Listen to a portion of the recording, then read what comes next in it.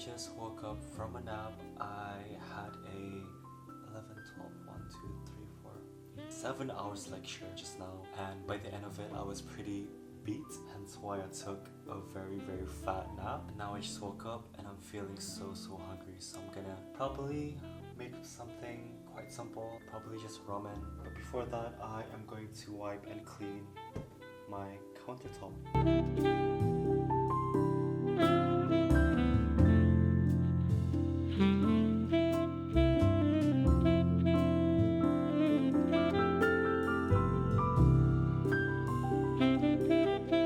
I'm probably gonna make jjajangmyeon, but like I'm gonna add some baby clams and maybe some Japanese mayonnaise. I'm just so hungry, so I need to eat something. Should I make one or two?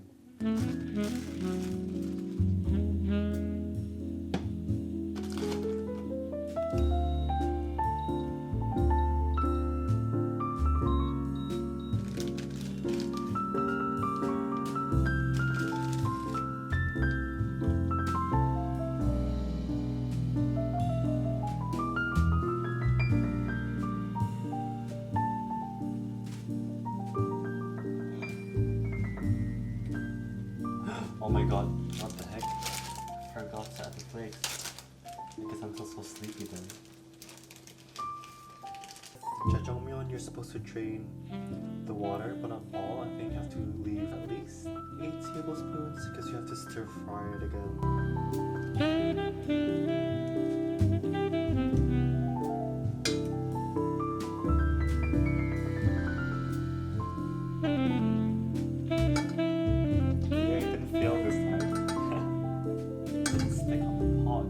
Add some baby clams, then some Japanese mayo.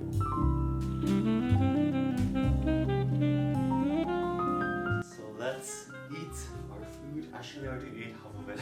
I was hungry, so, and I forgot to film.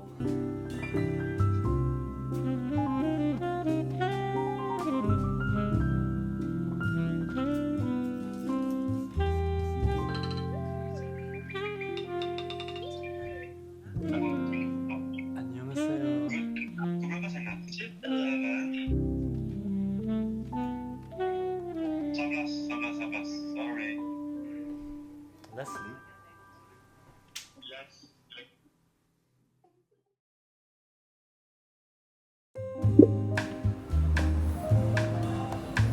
I have a few errands to run this afternoon. First, I'm gonna stop by United Town because I'm gonna pick up my black pants that I ordered, so I'm just gonna collect it.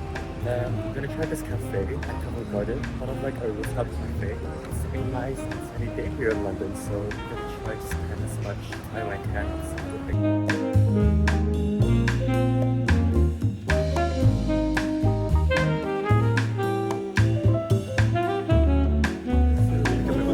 Yeah, absolutely.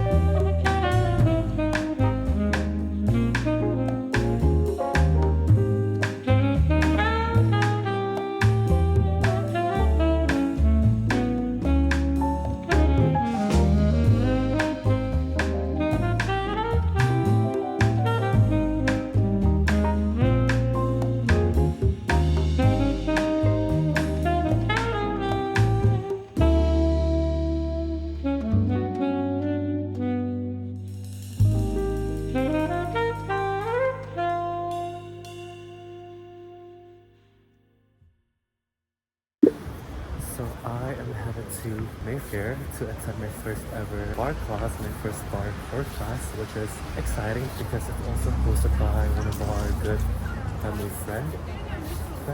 cousin-in-law. Amanda. She's hosting the class, which is amazing. To host a class in London is... And then right after, we are gonna go and get some drinks, probably. First, I am going to stop by either Lululemon or Gymshark to pick up those socks that has like those rubber grips below it, because apparently you need those for bar classes. Se você disser que eu desafino amor. So they don't have it installed here in Lululemon, so now I'm gonna go check out Gymshark, but I probably have to do it fast because I am already late, so why am I always late with my classes? Eu possuo apenas o que Deus me deu. Se você insiste em classificar. They don't have it here as well. I'll just go to the class without those socks. Eu mesmo mentindo devo argumentar que isto é bossa nova, que isto é muito natural. O que você não sabe nem sequer pressente é que os desafinados. Now we're gonna go and get drinks, probably some juice because I'm feeling thirsty after all that bar workout. I feel like I know that I'm not fit ever since that class stopped. We've been playing badminton. Badminton's mostly cardio and this is more for shaping your body, I guess. Só não poderá falar assim do meu amor. Ele é o maior que você pode encontrar, viu? Você com a sua música esqueceu o principal.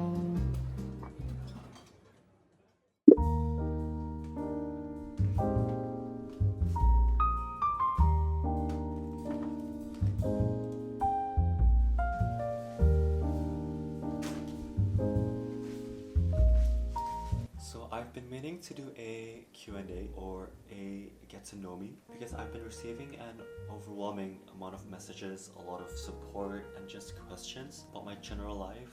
Okay, maybe some of them aren't that general, but so I figured I would answer some of these questions whilst I ate my lunch. I also did post a story on my Instagram asking you guys to drop me some further questions if you have any. And for lunch, I am going to make tacos. They're not necessarily Mexican tacos, they're more of my tacos, and I've been making this for over the past few years and people actually love my tacos and they're very simple to make actually. We are gonna make our lunch first and then I'll answer some of the questions.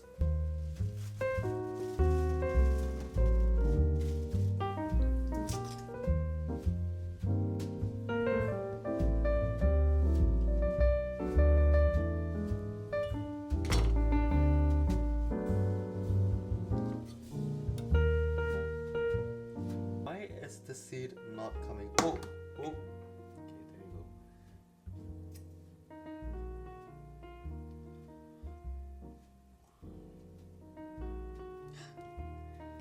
I'll deal with you later.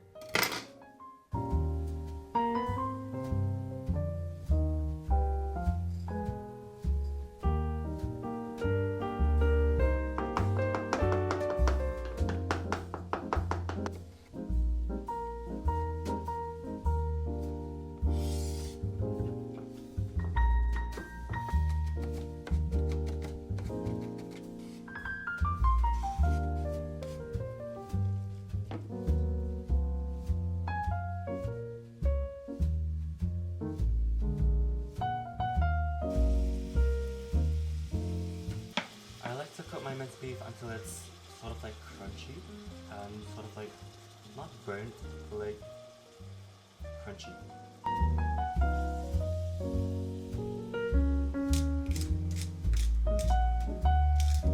So while my beef is cooking, I'm gonna put my taco shells in the oven.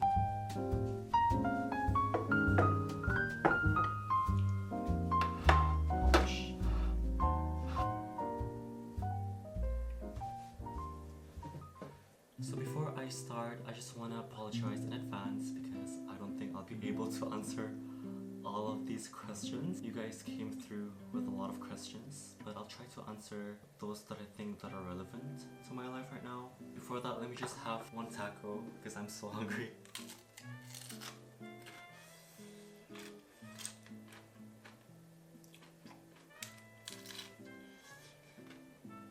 So let's start off with the basics first. So where are you from? I am from Brunei, which is located on a small island called Borneo in Southeast Asia, and our neighboring countries are countries like Malaysia, Singapore, Indonesia, Thailand, etc. So next question. Ooh, I've been getting a lot of this question actually, both in real life and on social media. So the question is, are you mixed? I am not mixed. I'm actually fully Malay, but I want to do that particular like ancestral or DNA test that finds out your compositions or ethnicities or whatever. I just feel like it'll be interesting to find out. Why did you start vlogging? So long story short, back in 2019, I just moved here for my first year. Over that Christmas break, my family came over, and a lot of them actually did, to visit me, and they had their holiday here, and we had such a great time. So when they left, I felt lonely, and not gonna lie, I feel like I was a bit depressed too. But I started watching vlogs during then, such as Michelle Choi and Elliot Choi, and somehow I felt inclined to start vlogging also, because as sad as this sounds, I actually did not have much friends around me during that time. So I thought talking to a camera might help. So I didn't hesitate to pick up my camera, and it actually did help. And as you can see, we went far from there. And it also helped that I took media studies before, so I had prior skills and knowledge, I guess, on filming and video editing. Thank you for being transparent on your mental health. I just wanted to check up on how you are right now. I've been more transparent on my mental health in my last few videos. As of right now, I would say that I'm in a much better place compared to where I was the past few weeks. Though, as I've mentioned before, this journey with mental health is far from linear. There are still days that I struggle, and some days are just harder than the rest. Just for example, last week I was feeling okay, and somehow I just broke out of nowhere, but I just let it be, because as I said before, I feel like crying is just a way for us to let go of the weight and the burden that we're carrying. And the word of the moment in my life right now is resilience, which is coping through hardships. And if I feel down, I just think of those times where I was genuinely struggling, both physically and mentally, and the fact that I got through that, and the fact that I kept going, like that's progress in itself. There is this saying that I keep with me all the time: God would not put us through things that we can't bear and we can't handle, and He put us through those things for us to come back stronger on the other side. And even through this journey, like, I'm deeply grateful for all the love and the support around me, like even if they're far from me. So we do have to be kinder to our mind and our soul.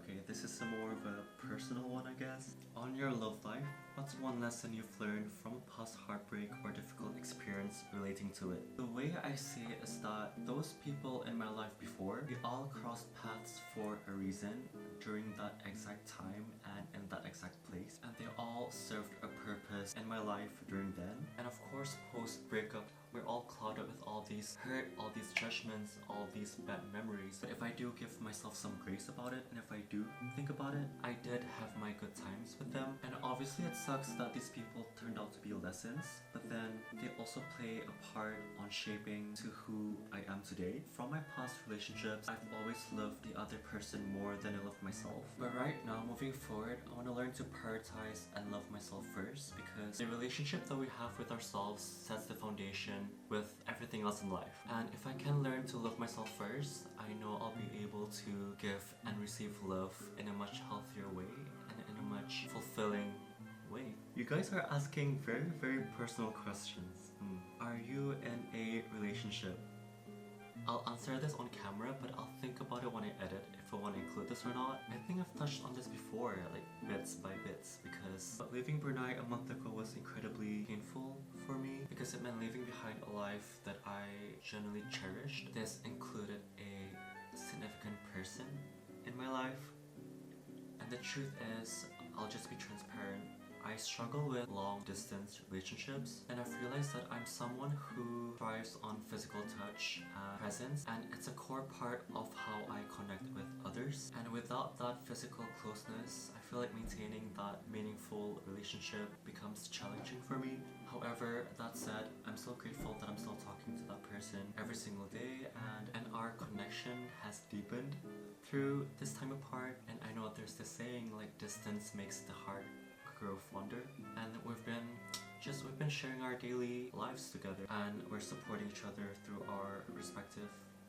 journeys. But right now, I'm embracing this time apart as a chance for me to grow as a person, both individually and maybe together. And love isn't about one size fits all, and it can take on many different shapes, and I'm here for the journey, and I'm not scared to see where this takes us or where this takes me. Not sure if that was TMI, I'm not sure if I want to put that out, but I'll think about it. And if I do put it out, then I guess you guys know.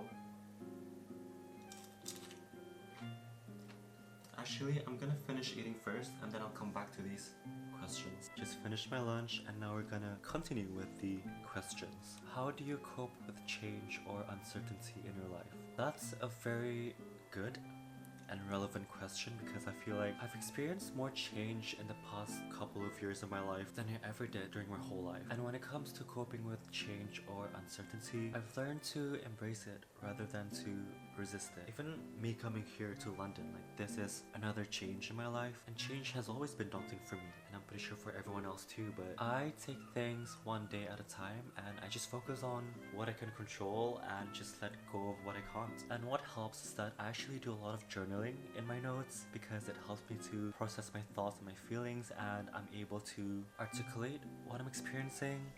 And to prove that, I literally have 3,348 notes in my app, so that's a lot of journaling. I also lean on my support system, my friends, my family, my loved ones, who provide comfort and just different perspectives during challenging times, and also staying active and engaging in hobbies and passions that I love, such as badminton, even vlogging is one of my passions, and then just going out and about in London, because they do keep my spirits up. A lot of my friends are trolling me with some questions. What would you do if when you okay so he said yes would go? Are you gonna collaborate with Peppa Pig? Am I gonna collab with Peppa Pig? No! So if you're still here in this vlog, thank you so much for watching, and I'll see you guys in my next vlog.